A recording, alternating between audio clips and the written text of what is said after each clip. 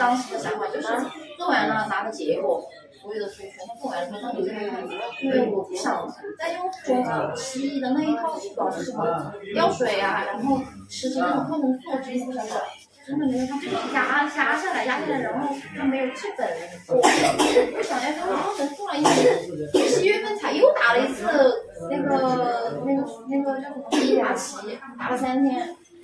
打3天阿奇。咳了好久了，从去年7月份到现在就断断续续没停过。应该从咳嗽的时候开始。对。他从去年7月份到今年7月份反复咳嗽快1年了。然后去医院检查了一下，是咳嗽变性哮喘。医院给他治疗方案就是做雾化。其实从中医的角度来出发，没有分为咳嗽变性哮喘或者是什么类型的咳嗽。这个孩子主要是脾胃虚弱，肺气亏虚，所以出汗比较多，也是脾胃虚弱所导致的。我们治疗的话，可以直接从脾胃入手，通过把脾胃功能调好，恢复脾胃之气，也就是我们的胃气。